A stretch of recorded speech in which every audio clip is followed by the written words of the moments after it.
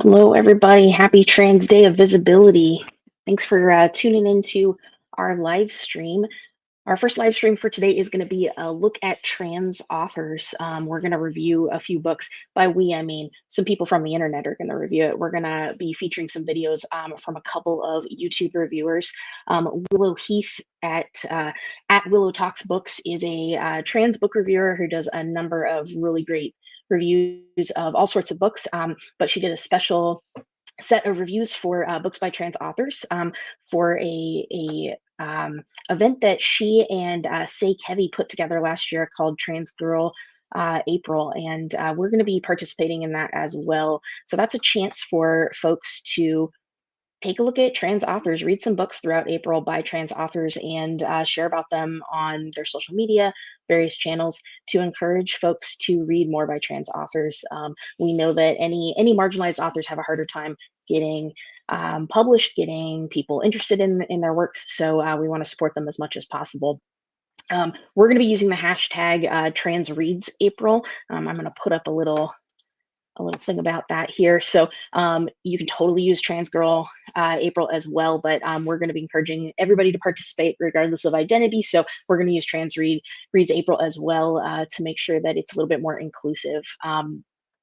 Before we get started with some of the reviews, I just want to let you know a little bit about us. I'm here from Transponder. My name is Marley. I'm a development manager here, which means that my job is to help people know about us and care about the work that we're doing, and to help grow the services and resources that we provide for trans and gender diverse people in and around Oregon. We're based in Eugene. We're a trans founded and led organization, a nonprofit, and we do a number of things, including resource navigation and behavioral health support. And we do diversity, equity, inclusion training for organizations and schools and companies. There's a number of things that we do, and I don't have time to list them all. But I do encourage you to go to our website and check out some of the things that we do. I'll try to pop that up there. Yeah, so down at the bottom of the screen, you can see our website there. We're gonna be looking at 5 reviews today, and I will have comments open for folks if they want to talk about their experiences. But I do want to just remind folks that any hateful comments the person will just be banned immediately from the stream. I don't know how many people we'll have on here today. It's a busy day for lots of folks, lots of Easter egg hunts going on. But hopefully this will be a chance for people to learn about a few books that they haven't heard about. And we'll be recording this as well, and then we'll have it up on our YouTube channel later for people to check out. Before I jump into one of Willow Heath's reviews, I do want to show that one of the things that you can participate in is our book club. I'm going to get my face off of here so that you can see this a little bit better. But we have a book club that meets every Tuesday. It's kind of a social club that's for book nerds. So each month has a book. Next month is going to be The Risk It Takes to Bloom by Raquel Willis. And on the last Tuesday of the month is the specific day that they talk about the book. But you don't need to have read it to participate. If you just want to hang out with some other folks who love books and are affirming and welcoming and have diverse experiences, this is a great opportunity. It's totally free to be involved. And if you need a copy of the book, you can go to this website at the bottom here and fill out a form, and we'd be happy to get you a copy of the book to read. So that website has all the information about the club. So check it out. It's a good one. And if you have any questions, comments, feel free to throw them into the comments, and then I will answer them as much as possible. I'll do my best. I'm sort of a one-person show today, but I'll try to keep up with everything. So without further ado, we're going to start with one of Willow Heath's reviews.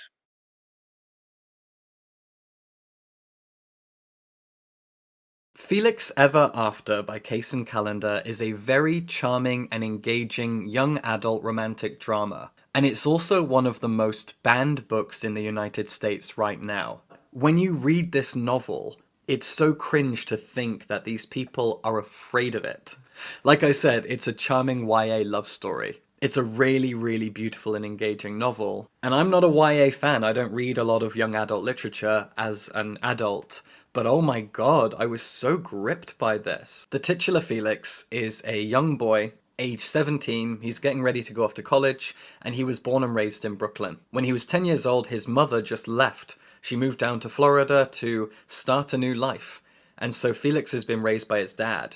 When he was around the age of 12, 13, he came out as trans, and his father was good enough to help him, supporting him medically, paying for his top surgery. But socially and relationship wise, Felix's dad has struggled with his gender, frequently dead naming him and misgendering him. It's really been tough for his dad to try to understand his new son. He wanted to be a good dad and support him financially and medically, but he still struggles emotionally with it. This is something I massively relate to when it comes to my relationship with my parents, who are pretty much going through the exact same thing. So here's a little passage from page 22 that really hit me hard. We never talk about it, how he doesn't like saying the name Felix out loud.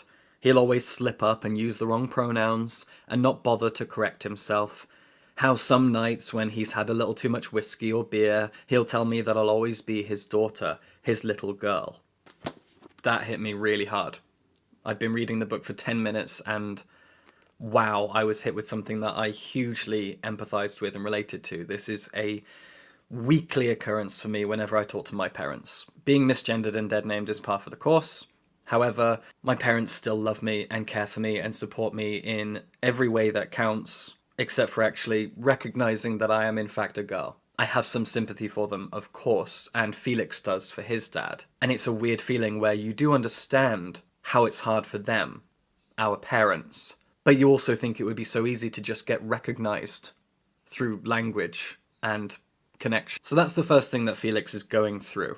The other thing is that he is best friends with a guy called Ezra. Ezra's really wealthy. Felix and Ezra go to the same school. They both attend art class, and they are absolutely inseparable.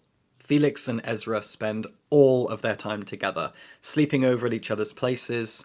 They're always in each other's pockets, to the point that Felix's dad and all the other kids in their class, all of their other friends, everyone thinks that they're a couple. People have avoided asking these two guys out, thinking that they're already with each other, but they're not.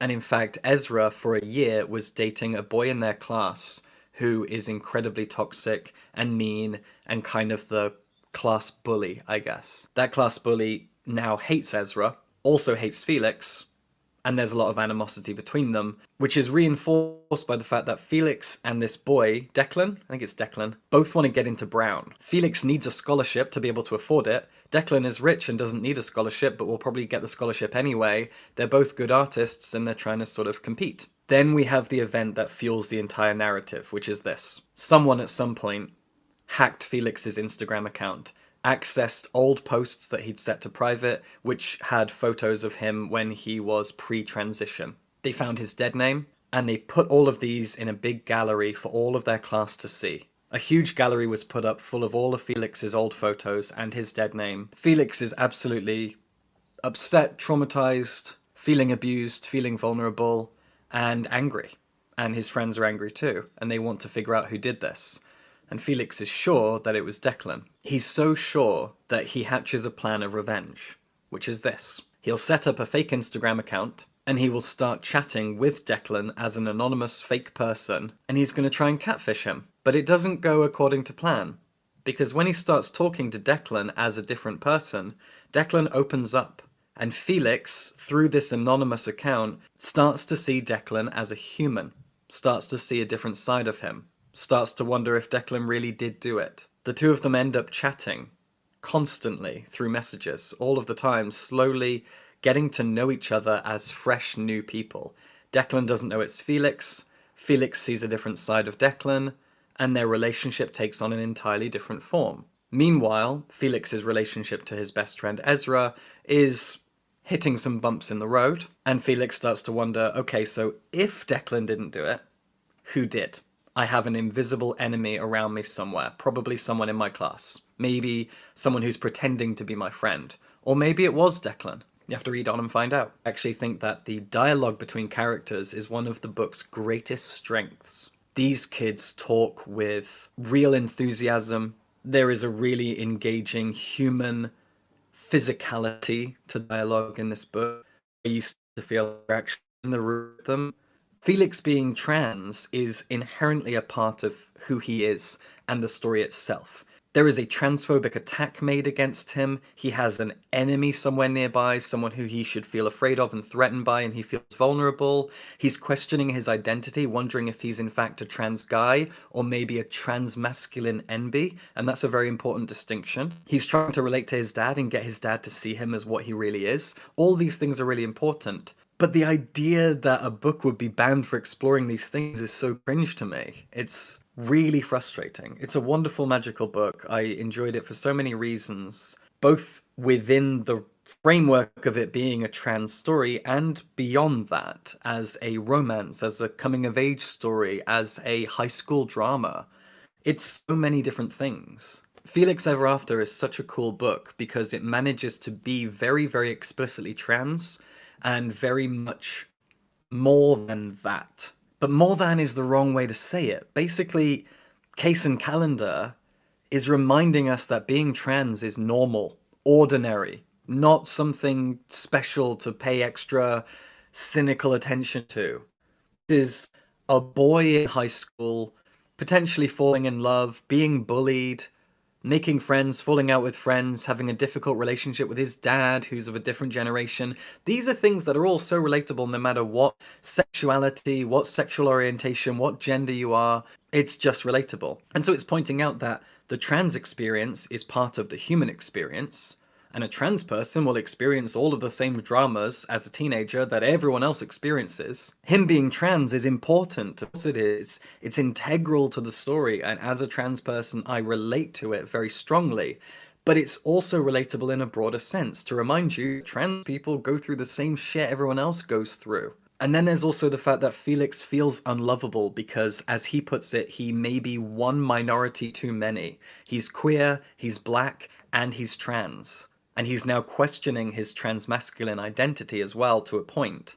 There's a lot going on with him, but it all still remains completely relatable because questioning your identity, your personality, growing, changing, these are all just parts of being a teenager, a young person, a human. It's a really, really engaging, wonderful, romantic, sweet, kind, engaging YA love story and coming of age story. I adored everything about it.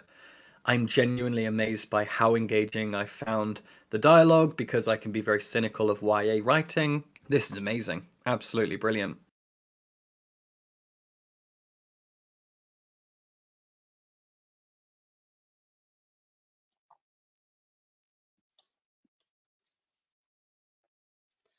And just a quick piece of information, if you are interested in getting the full video link that is up on our website at transponder.community/TDOV event. And those links are all live right now. And there are all links for each of the author pages, in addition to a number of other trans authors that we don't have time to look at today. But as you're planning out your for the next few months, and especially through April, if you're going to participate in the Trans Reads April event, go ahead and check that out because there are a number of really, really awesome opportunities to find new books and new authors.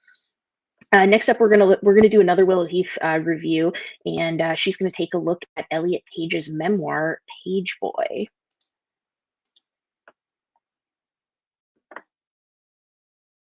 Do you stop and wonder what defines your narrative? If, for example, I wrote a memoir about my adult life thus far, the narrative would most likely be led and defined by the places I've lived. Throughout my 20s, I basically lived in a different city or country every single year. Beyond that, the narrative would be defined by the friends that I made and the jobs that I worked. For Elliot Page, his narrative is mostly defined by his romantic relationships, secondly by his career, and thirdly by his friendships. What's interesting about this is that Elliot Page and I are both transgender people who both came out in our 30s, yet his narrative in his memoir is not defined by transness, And mine wouldn't be either if I ever wrote one. It makes you think about the place that transition has in our lives and what defines us. Being trans, for me, is an integral part of who I am, but it doesn't define me. I am defined by my personality, by my choices, my actions, my relationships, my work, my hobbies,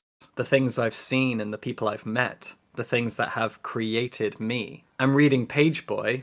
It was lovely to see that Elliot Page feels exactly the same way. Page Boy is a liberating memoir. It is one that I felt very, very attached to, very sympathetic towards, very understood by, and just as important as all of that, it's also beautifully written. Transition is present all the way through it. Being trans, as I've said, is integral to who and what we are.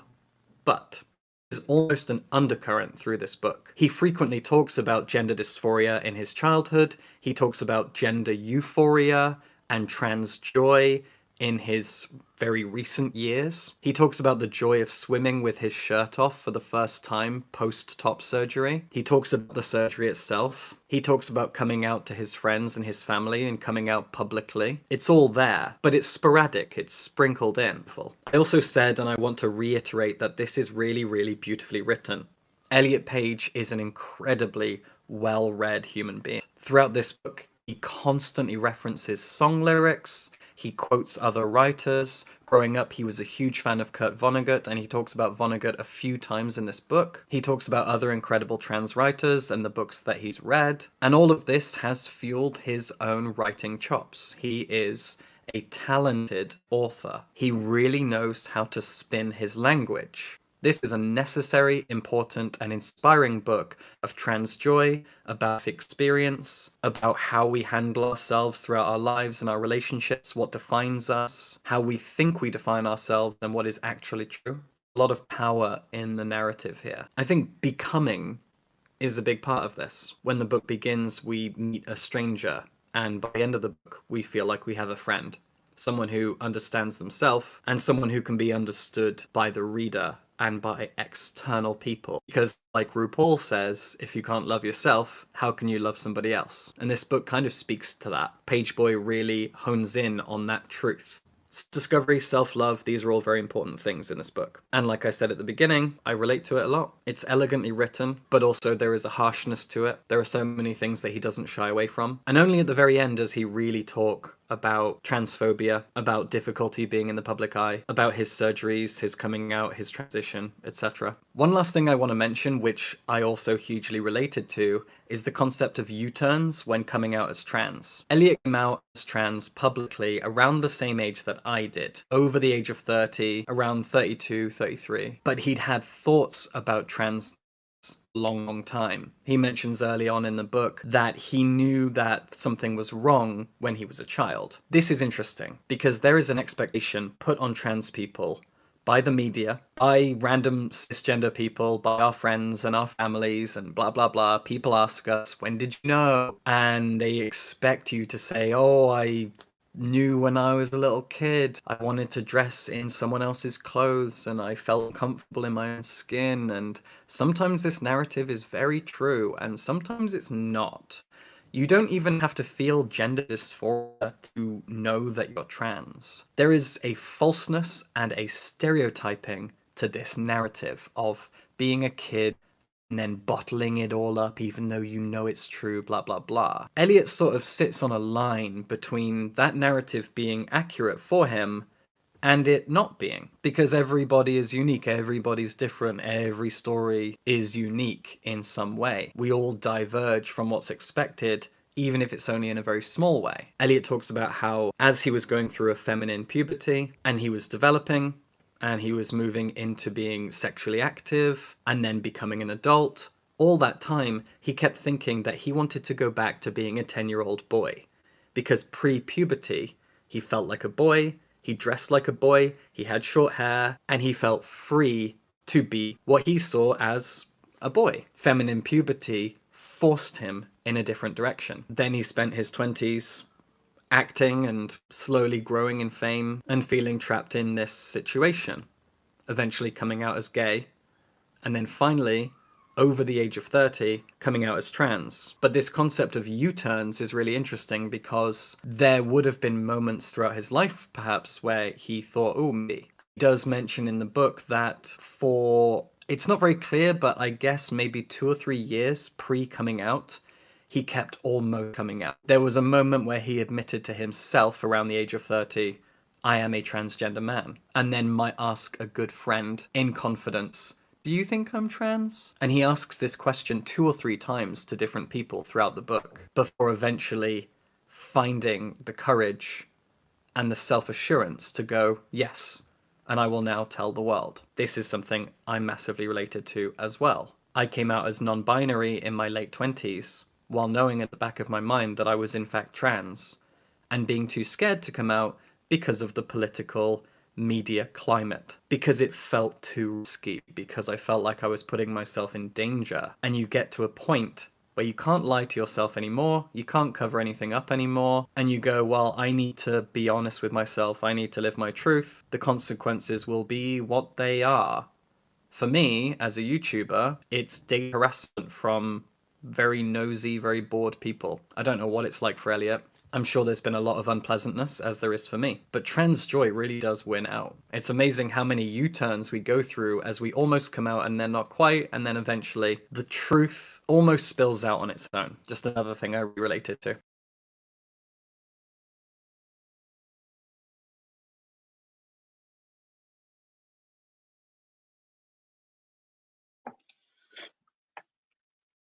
Next up, we're gonna switch over to another YouTuber, Jessie Gender. Jessie Gender is a trans YouTuber who has two different channels. The first one is really focused on different things happening in the news around the world, a look at science and technology and the relationship to different things, as well as kind of all things nerdy. And then her second channel is Jessie Gender After Dark, and that one is mostly reviews of things. Again, lots of nerdy things. If you're into Star Trek or books or anything that gets you into the nerd fandom. She's a great one to check out. And then she did a special set review for Trans Reads April. So we're going to take a look at 4 of the books that she's recommending.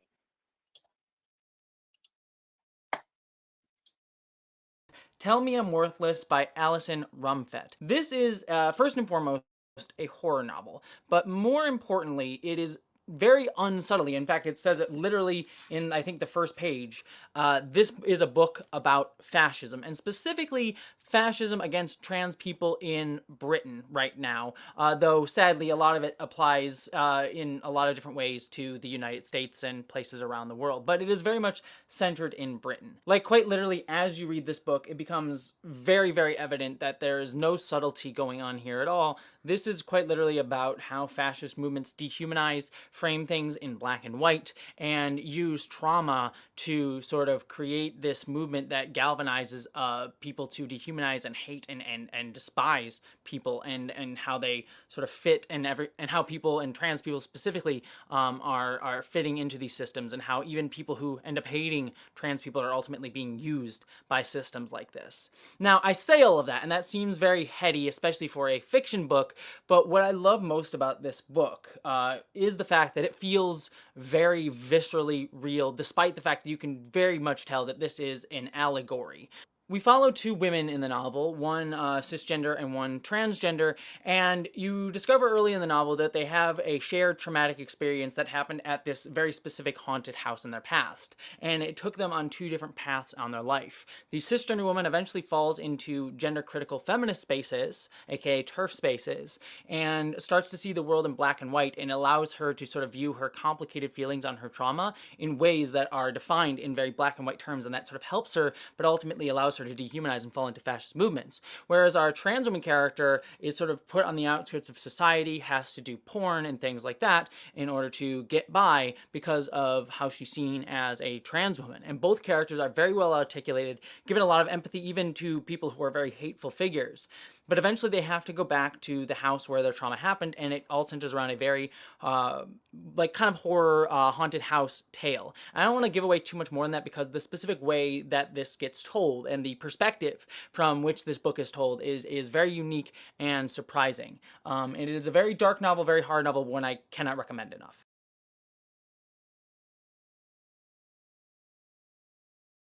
Staying on the dark path, though, for the next book, and I promise we will get to some lighter stuff in just a second, but I'm going to recommend Manhunt by Gretchen Felker Martin. For some of you, this may be a book that you recognize because I actually did a big video essay about it over on my main channel. You can check out that video, so I won't talk too much about this one, but I definitely want to recommend it because this is very much a body horror kind of zombie fiction story. And again, it's another one that is sadly about transgender people and gender critical feminists, because sadly that is a big thing for trans people when it comes to things that we are horrified about, and this again is another horror novel.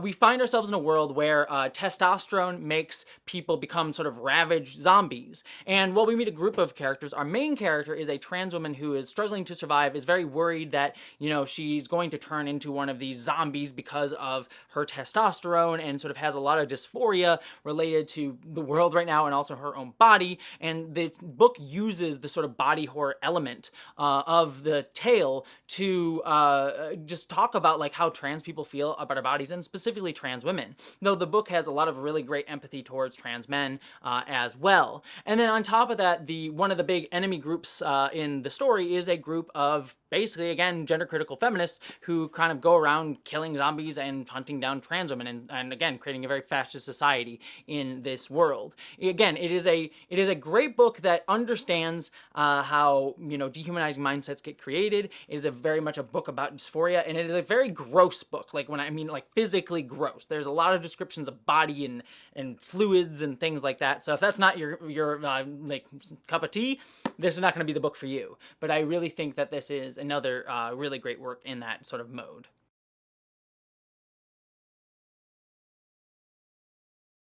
Moving on from the horror elements, I want to recommend a book that is still about a tough topic, but a little bit more fun. And that is this book, Who Hunts the Whale, by Laura Kate Dale and Jane Arith Magnet.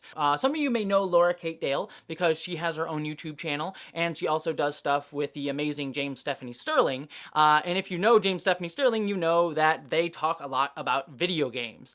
And that's what this book also is too. This is a satirical novel about a young woman who goes and joins a big video game company, think akin to Activision Blizzard or something like that. It's a fictional company. And basically, she starts to see how the very horrible practices of hyper-capitalism that exist within the video game sphere. It's very much a game about like microtransactions, the horrible treatment of workers, and the need for unionization, the dehumanization that occurs in those spaces. But it is a very over-the-top, heightened version of that story.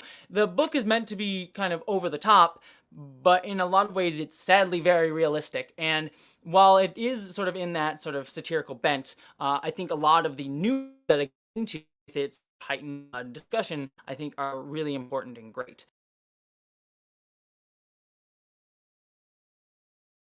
To wrap out, I want to finish on a graphic novel series that I have fallen in love with the past few weeks, and that is Oh Human Star by Blue Delaquanti.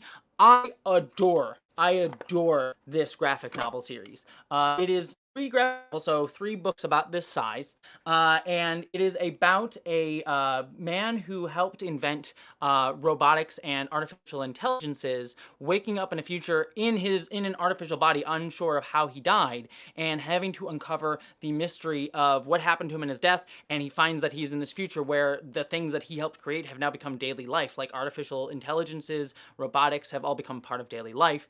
And even more fun, he meets his old partner that helped him build up his company, who was trying himself to recreate his friend in robotic form, but had continually failed to do so, and had made a version of him that was younger, who actually came out as trans. So there's a trans flying robot character within this story as well. And it's just a lot of fun. There's a really good mystery in here, but it's actually more a story about romance and love and finding family. So if you like sci-fi stories about artificial intelligence, robotics, a little bit of mystery, but also with romance and love, I cannot recommend A Human Star enough. It is such a good story. Legitimately, it is fantastic. It's a great queer story as well, not just a trans story. So cannot recommend it enough. I have fallen in love with Oh Human Star, and actually has informed some things that I'm working on separately. So yeah, check this out.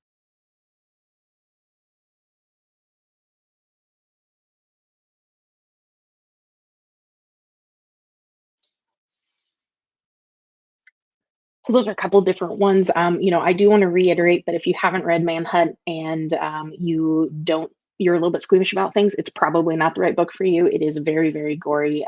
But if that is your thing, definitely check it out.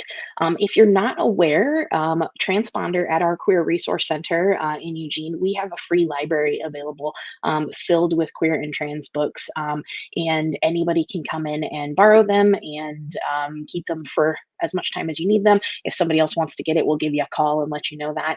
So if you're local and you want to check out some books, please come on by and take a look at our library. And again, like I said, if you want to do the book club with us, that happens on Tuesday nights over Google Meet. That you can be anywhere to do that, and we have people from all over the world, in fact, participating in that. And again, we're really happy to get you a copy of the month's book. So just check out our website for more information about that. We're going to jump back to Willow Heath now and have her tell you a little bit about manga that she really loves called To Strip the Flesh.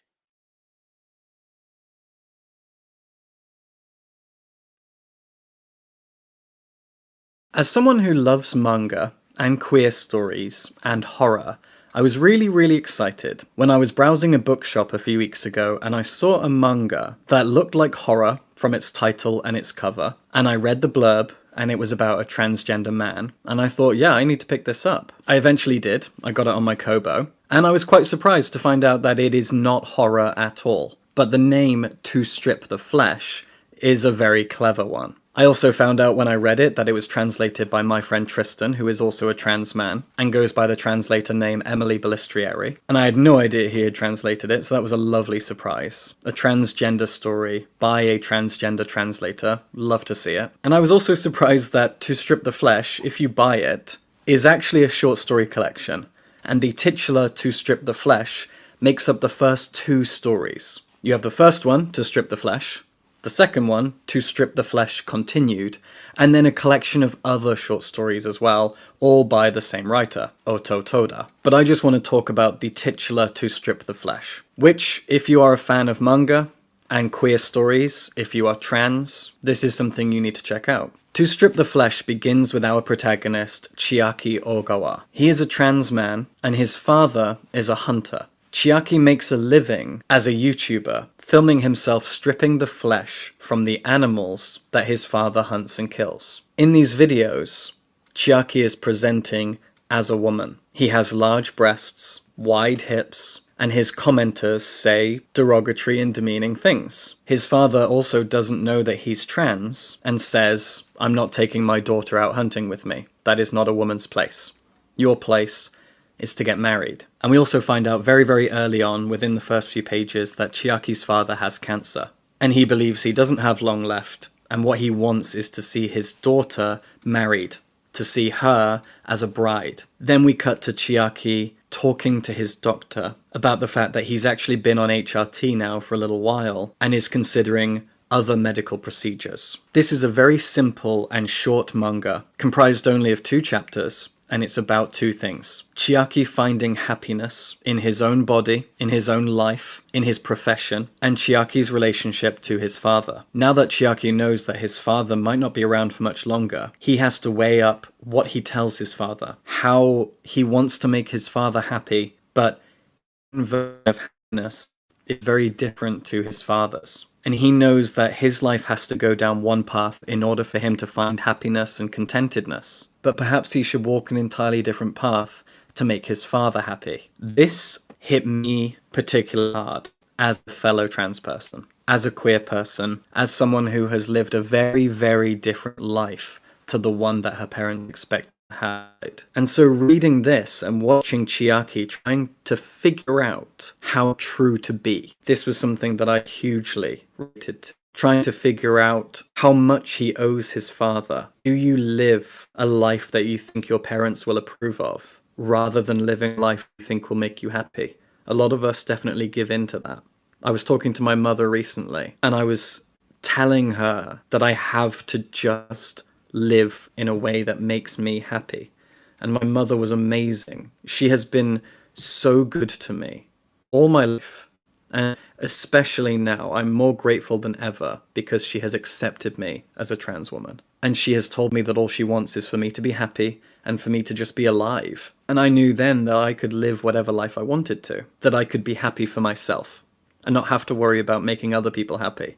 Because making myself happy would make them happy and proud. Chiaki is wrestling with that as well. Walking down the aisle as a woman in a white wedding dress is, for so many reasons, the opposite of what Chiaki wants and needs out of his life. But he considers it for his father's sake. And yet, this wouldn't be much of a story if that's what happened. So we know things are going to go differently, but I won't spoil it for you. This is also a story in two parts, and the second is emotional and in terms of its events. This is a manga that hit me incredibly hard. I've read so many transgender stories in my life. I've written a huge article, which is just a list of every great trans book I've ever read. These are novels, short story collections, manga and comics, and also non-fiction books. I've read so much, and none of them have hit me emotionally the way that To Strip the Flesh has. This was an entirely unique and personal experience about a person trying to figure out how to live his life while making his father happy and proud, especially when knowing that his father is dying. My parents have been so good to me my entire life, and the idea of disappointing or upsetting them is more than I can bear. And so I took a risk telling my parents what I want out of my own life and getting nothing but love and pride in return. I'm very lucky. This is a rarity in transgender stories. So many of us come out of our families, and that's when our relationship to them ends. I read a viral tweet that said you should date a trans girl and then you'll never have to meet her parents. That is the narrative. That is the reality for so many trans people. I'm one of the lucky ones. And now I want you to read To Strip the Flesh, to follow Chiaki's journey, because it feels very reflective of so many of our stories as trans people. And of course, Tristan did an absolutely brilliant job translating it. I had no idea that he did. It was lovely to see his name at the end when I got there, because manga doesn't do a good job of naming the translator, and they need to fix that. Anyway, there you go. To Strip the Flesh is absolutely brilliant.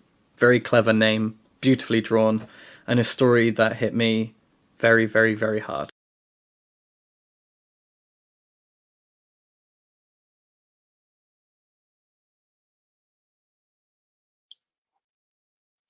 All right, we're going to finish up with one last review by Willow Heath, talking about Bellies by Nicola Divan. So I do want to mention again that if you're interested in getting some information about these books, seeing the full videos, because most of these reviews are a lot longer, go into more depth, as well as just checking out the channels for Willow Talks and Jesse Gender After Dark. All of those links are on our website. And I put the link in the comments. Check that out. And then each of these authors also has an author page linked there.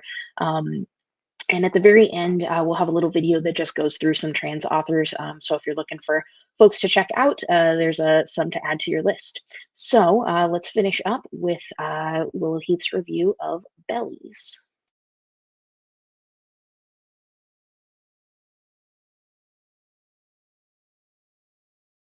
Bellies is the debut novel by transgender author Nicola Dinan. She was born in Hong Kong, grew up in Malaysia, and now lives in London. And one of her two protagonists in this book is also a Malaysian British person. This is a love story of sorts, but it's also a kind of inversion of the love story. It's more generally a story of relationships, of individuals, and how the notion of the individual and the relationship coexist. How we grow and evolve over time as individuals, how our personalities change, how our circumstances change, and how that affects our relationships. And also how our relationships grow and change, and how that affects us as individuals. It's a book about the relationship between people and relationships. It's also a book that's very, very much led by its emotions. This is a book that really feels a lot, and it asks us to feel a lot as well. Bellies is set in the modern day, primarily in London, and it follows two protagonists. We move between their perspectives as the novel progresses, and because they're both written in the first person, you have to be careful careful whose mind you're currently in when you start a new chapter. So you need to pay attention to context clues to figure out whose perspective we're currently looking through. These two protagonists are Tom and Ming. And before I start talking about them in earnest, I just want to clarify here that Ming is a transgender woman, but she doesn't know that about herself at the very beginning of the novel. And so just as the blurb does, just as the author herself does, I'm going to be switching my pronouns a little bit for Ming between he and she. I am doing that to align with the narrative of the book, not for any cheekily or grossly transphobic reasons. When the novel begins, Tom and Ming are university students. They meet at a party where everyone's in drag. Tom has only just recently come out of the closet. He was dating a girl, and he and this girl both realized that they were gay. She starts a relationship with a woman,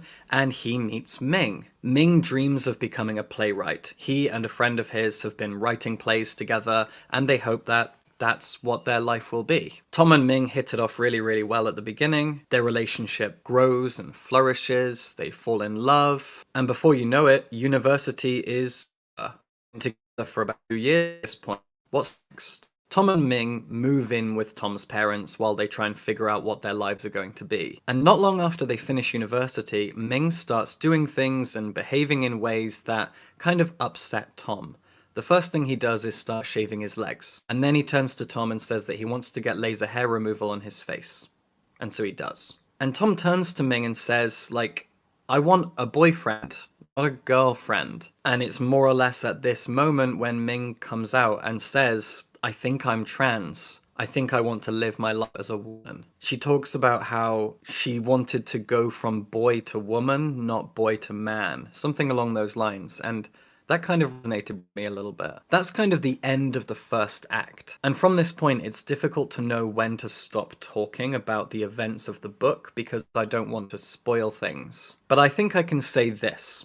Once Ming comes out and decides to start transitioning, for a while at least, this is the story of how these two cope with that within their relationship. And this is a story that's been going on for a long time. There are subreddits about it, people tweet about it, people make YouTube videos about it. This conversation about what to do if you have a certain sexual orientation and your partner comes out as trans. At the beginning of this novel, you have a gay couple.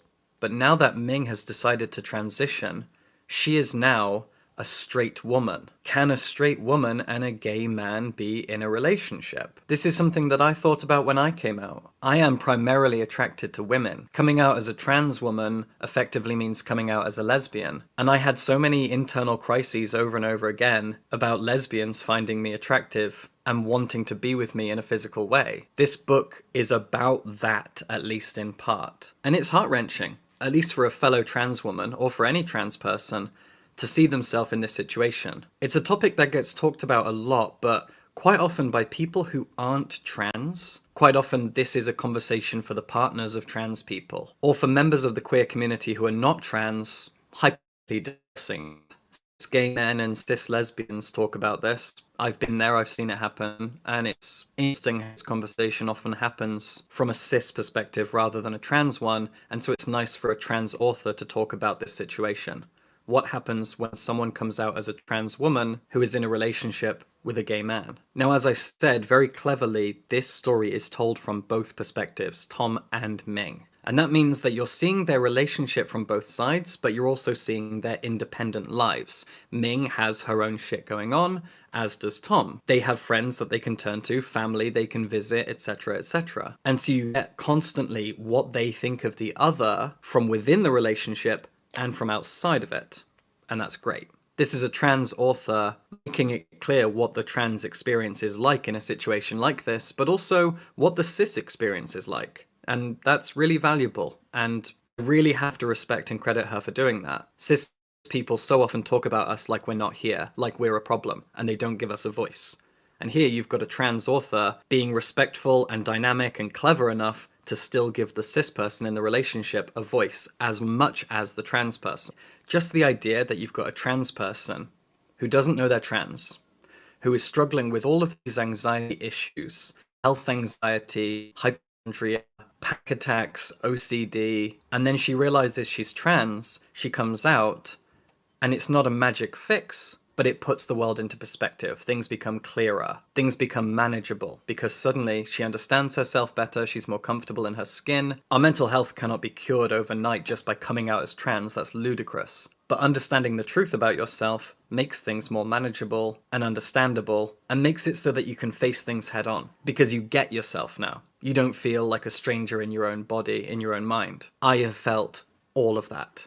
And Ming feels all of that in the book. And I've never related to a character so strongly in all my life. And I'm really grateful for that. It's also a really funny book in places, especially early on. There is some great humor in here. I think this is a book that really blends and balances heartache and humor. And that's difficult to do.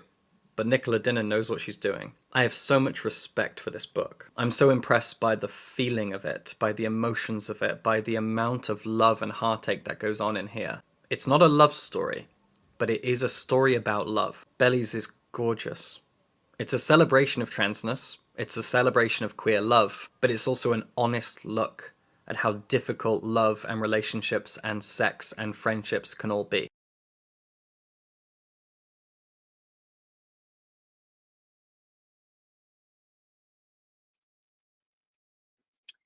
All right.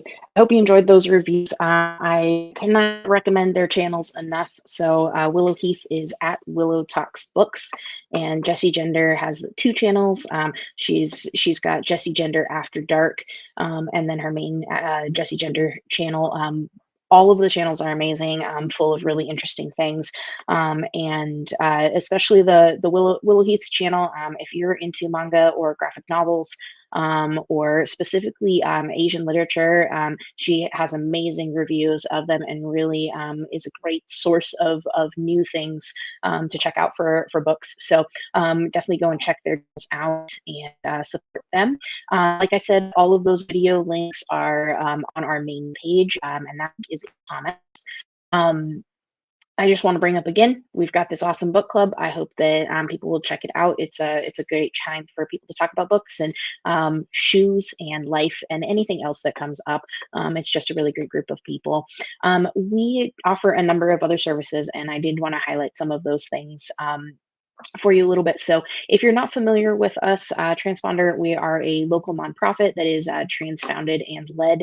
We're based in Eugene, Oregon, but we do support folks all throughout Oregon, and are working on getting our services and resources out, especially to rural communities. Within Eugene, we have a queer resource center that we have in partnership with HIV Alliance. We provide behavioral health services there, harm reduction supplies, gender affirming products out of Sylvia's Closet. Those are free gender affirming products that we have. They're either new or gently donated by community members. Hackers and stand to pee devices and bras, makeup, all sorts of things. And so it's a great resource. We also, if there's something that we don't have and people are needing gender affirming products, we have a gender affirming product voucher program that's in partnership with As You Like It, which is a local shop. And so you can come in and or contact us online and apply for a voucher, and we can give you a voucher to go down to either of As You Like It's locations. They have one here in Eugene and one in Ashland in Southern Oregon. And that's a great opportunity to get other gender friendly products that we might not have in the closet at the Queer Resource Center. We also have resource navigation. So if you're trying to figure out what the next steps are as you're going through a transition process or a name change, or you're looking for a doctor or any of those things, we have an awesome resource navigator who can help you walk through those things and can be your buddy as you go along with that. It can get very confusing. So we offer those services, and we also have a financial aid program for things like name changes, because that can get expensive.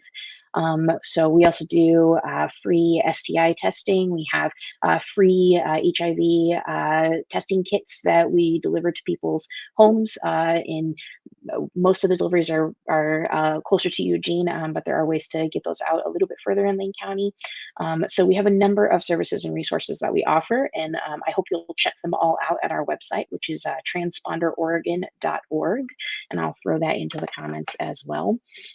And of course, I want to highlight we which may run on donations from the community. So if you are feeling generous today and we would like to support, a local trans-led organization, we would love to have the opportunity to get a donation from you. You donate online, transponderoregon.org/donate, and it's tax deductible. You'll get a receipt that you can use for your taxes, and that money immediately goes to providing services and resources. So this is a way that we can continue to do the things that we need to provide our support groups, provide our community groups, our free food program, all of the services and resources that we offer can only happen with generations from folks like you. So if you are able to do that, we would really appreciate it.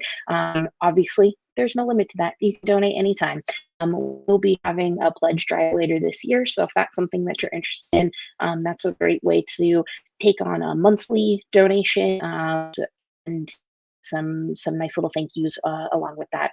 I also just recommend that you head to our website, check out any other events that we're going to be doing coming up, as well as all of our groups and activities, and we'll be back live at 1:30 with an hour of trans musicians, including a live performance by Miriam Hacksaw, which I'm very excited about. So come on back and tune back in at around 1:30. Thanks for tuning in with us today, and I'm going to end this with a video that just has some trans authors that you can check out. And like I said, don't hesitate to go to our website and get all that information about the books and these different authors.